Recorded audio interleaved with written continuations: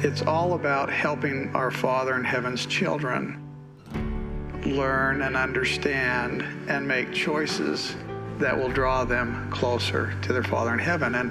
And everyone here, everyone is involved. In order to do what we are on the earth to do, and the purpose of the church, to bring to pass the immortality and eternal life of man.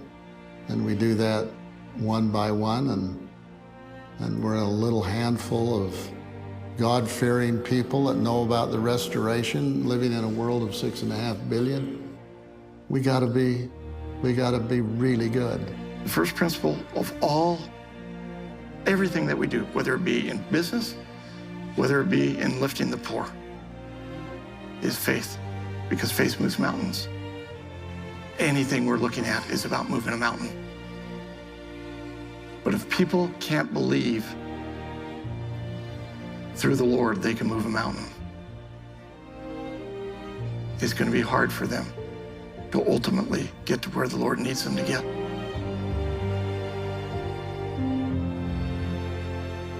By virtue of the fact that we are sons and daughters of God and we have been blessed with moral agency, with that agency we are to act primarily and not merely be acted upon. As we see the extraordinary capabilities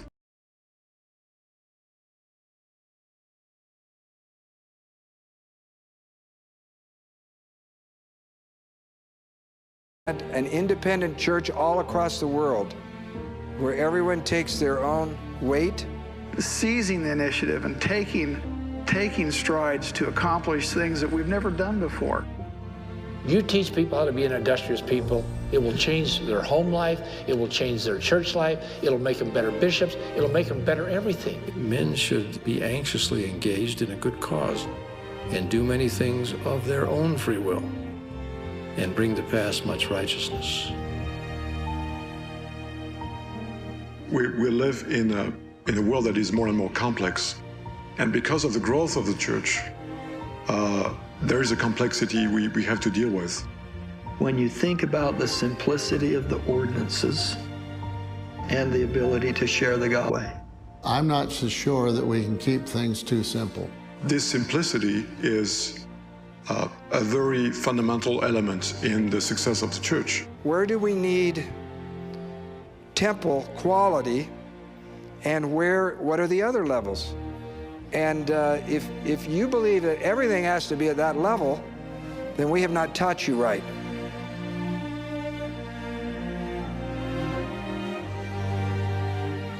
The materials that we prepare, and they've got to roll out into the world in a way where it's completely understandable and do.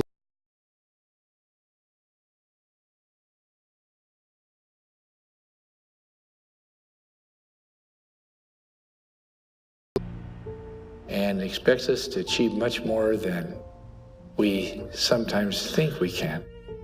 There is a kind of an urgency that increases every passing day. When we feel we've been impressed to do something, put it into action. You can't use spirituality as an excuse to slack off on necessary competencies. I'll quote Elder Richard L. Evans. He was speaking to a group of young people, and he said, "It's good to be faithful, but it's better to be faithful and competent." Not all of your ideas, not all of my ideas see daylight. You don't quit, you don't give up. That's exactly what Lucifer would like you to do. He'd like to knock you out of the game. Don't let him do that. I don't think we're just putting in time, punching the clock, and getting a paycheck. This is the most important work that can be done anywhere, anytime on the planet. We have a living Christ who stands at the head of this church. And not only this church, he will show you the way in your own work. That's the greatest life lesson I've learned. He will show you the way. There's no higher honor can come to any man or woman than that the Lord found their offering worthy.